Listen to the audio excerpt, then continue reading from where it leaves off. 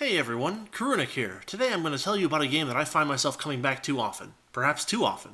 A game that I'll admit has a few flaws. Yet, despite those flaws, the good parts of this game are so good that it will always have a large place in my heart. A large place? No, not you, Snake. No. Today, the game I'm talking about is a beautiful little dungeon crawler for the Super Nintendo. A game called Arcana. Why do I love this game so much? I'll admit, there's a good chunk of nostalgia there. I got this game for Christmas one year when I was a kid, and I fell in love with its unique visual style and its incredible soundtrack. But one thing that also really strikes me about this game, even today, is the way it's written. It somehow manages to have the perfect tone for a fantasy story. The intro sets the tone.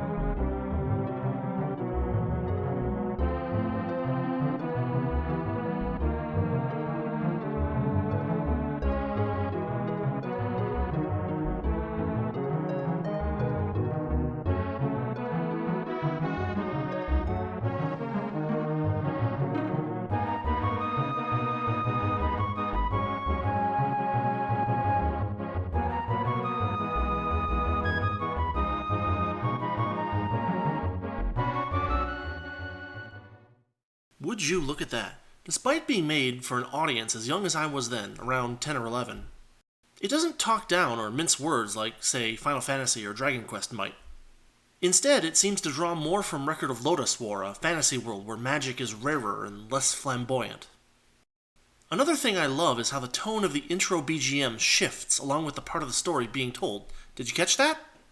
It's amazing to me that they went to all the trouble of timing that out. And it's even more funny to me that this game came from HAL Labs, not Square or Enix or any other of the usual suspects. No, it's HAL Labs, the guys who made Kirby and Lolo. Now, I'll admit that HAL was involved in the production of Earthbound, another amazing JRPG. But when I boot up my copy of Earthbound, HAL's name doesn't show up anywhere in my recollection, so that was something I just found out while writing this review. So, what is it that keeps bringing me back to this game? Let's start with the music. The soundtrack is incredible. It was composed by Jun Ishikawa and Hirokazu Ando. And while you can hear a little bit of Kirby come through occasionally, it stands out as something very different from both of their usual works. Each track has a unique and appropriate feel, and the battle music is excellent, which is good because you'll be hearing a lot of it. The art in Arcana does a lot with very little. During normal exploration, the character cards are portraits with detailed and modest designs. You won't find any silly or over-the-top costumes. Everything fits in nicely with the world around it. In battle, the portraits zoom out to full-body pictures of each character, and there are really only 2 frames of animation to speak of. Yet each is drawn carefully and skillfully. The enemies all look nice and are animated with a few different animations for their attacks, like claws, slime, a sword, etc.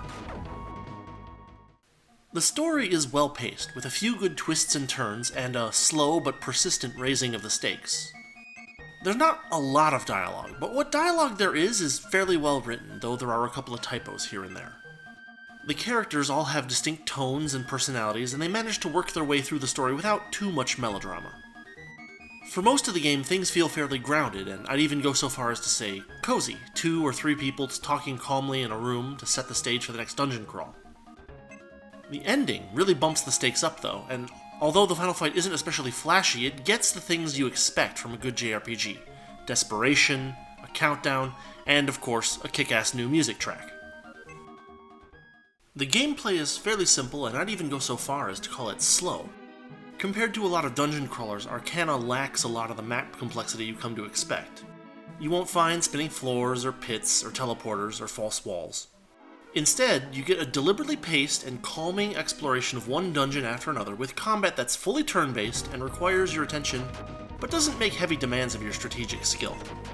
Maybe that's another thing I like about this game. There are a lot of games out there that really test your skill and push you to your limits. But sometimes you just want to play something that lets you relax. Arcana lets me relax. I can sit back and enjoy the music, the art, and the exploration. And I get to check all the dead ends for treasure.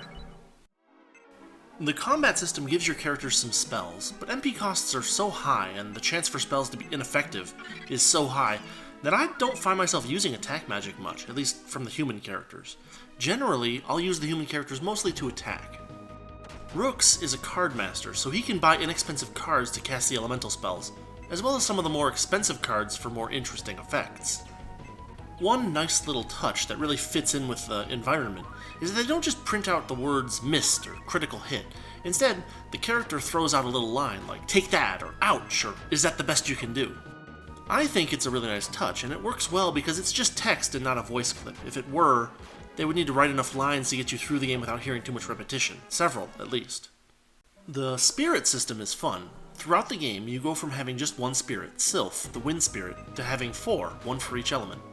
Rooks can freely change from spirit to spirit on his turns, and the enemies in the game have a tendency to show up with several different elements at one time. That's actually another fun thing. Due to the card-style art in the game, each enemy's element is shown on the border of its card. It's helpful for strategy in a pinch. Anyway, the spirits are fun because their HP and MP are restored by walking around the dungeon, so as long as you don't overdo it, they'll always have plenty of MP to cast all kinds of neat spells. I especially enjoy the petrification spells you get later in the game. Those are fun. Now I'd like to highlight a couple of odd features of the gameplay. First, the combat. Most games have some kind of initiative system to ensure everyone gets a turn on some reasonable time frame. Not so for Arcana. I've actually gotten into a fight with 6 or 7 enemies, and they all got so many turns in a row that they managed to kill one of my characters without me having a chance to do anything. And no, they didn't put us to sleep or anything, they just kept hitting us until someone went down. That's another oddity in this game. The world they're in has no resurrection magic or anything like that, so if any single human character dies, it's game over. This can be an issue when a tough character gets paired up with a weakling. Constantly keeping the weakling alive can take quite a bit of effort. So, my advice to you if you play this game is to keep your weakest character's health up high, just in case 7 slimes decide to pound on you for a few minutes straight. One other thing to watch out for. If a character joins your party during the dungeon crawl, he or she will magically bring no equipment, so watch out for that. You'll need to head back to town to buy them the basics. Fortunately, there are return items and a return spell, so don't be stingy about them. A new character with no armor is a quick path to a sudden game over, so just, suck it up and head back to town. One more fun thing to look for. Each town has a cafe or eatery or whatever, and you can actually get some additional flavor text there in each chapter. It costs a few gold pieces, and sometimes you get the same bit of flavor text a few times in a row, or a lot of times in a row.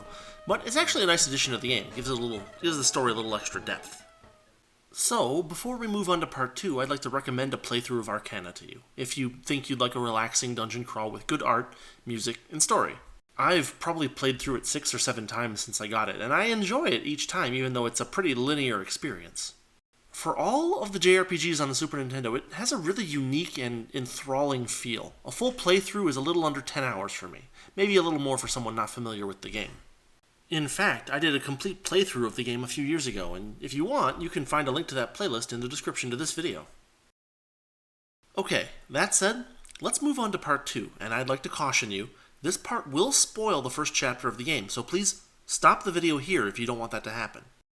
But if you're still on the fence, and if you don't mind me spoiling the first hour or so of the game's story, keep watching, as I'd like to take a look in detail at the writing and character interactions in that first chapter. So, let's set the stage.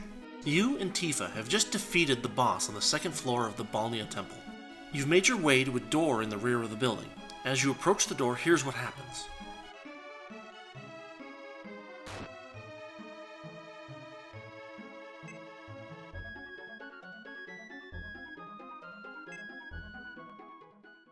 Now, there's no evidence here what caused Rooks to feel that sting.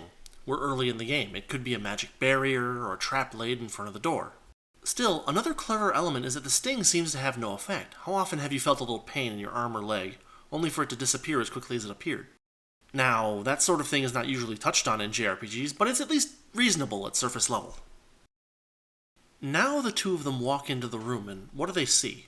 Two strange men and a sword hovering in the air. It's not clear what those two men are doing, but let's watch as a couple of lines of dialogue pass between them. Axes recognizes someone, probably Rooks, but it's not clear from the dialogue. This all happens quickly, and that's by design. Why? Let's go back to the beginning of the chapter. Ariel meets Rooks at the town gates. The conversation here is a little aloof, and there's some tension here, but no real hostility. Tifa seems placid and meek. Ariel talks about people summoning monsters at Balnea Temple, but consider this. It's been nearly an hour, maybe more, depending on how cautious you were, since you saw this dialogue.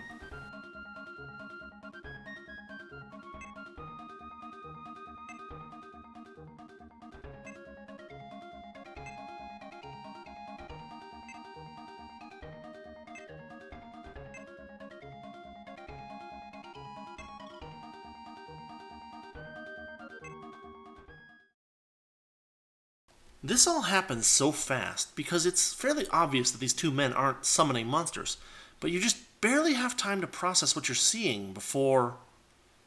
Tifa strikes out at the two men and paralyzes both of them with magic. Rooks doesn't even have time to react, but she still hasn't shown any hostility toward Rooks.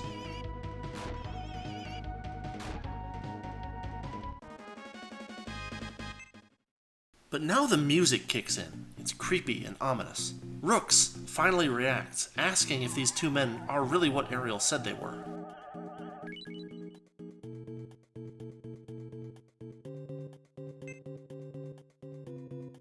It's worth noting that there seems to be something odd about Tifa's eyes during this line she says.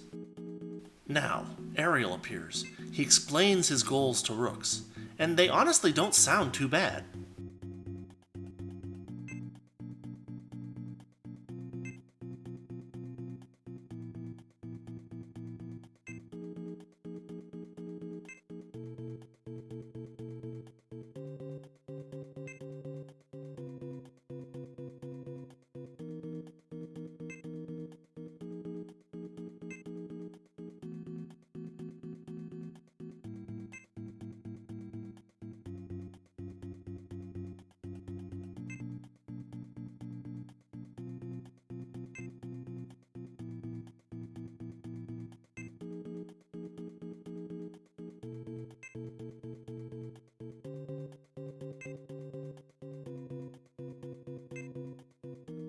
You even get to choose whether you agree to help him or not.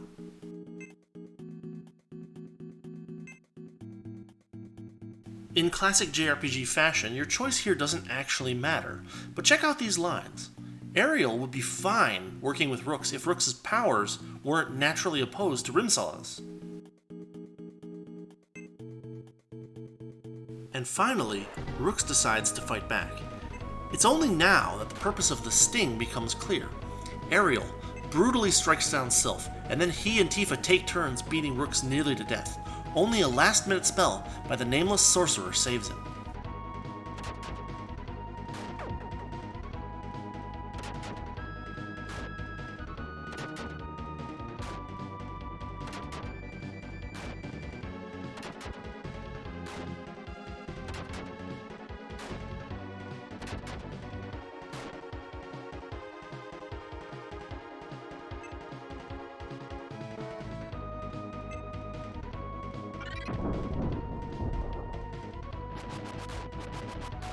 This is the scene that ends the first chapter of Arcana.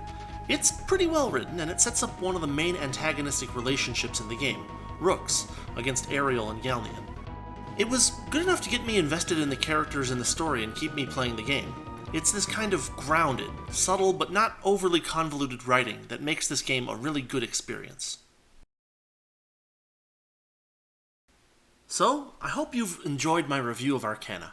If you like dungeon crawlers or JRPGs, it's an enjoyable and relaxing game.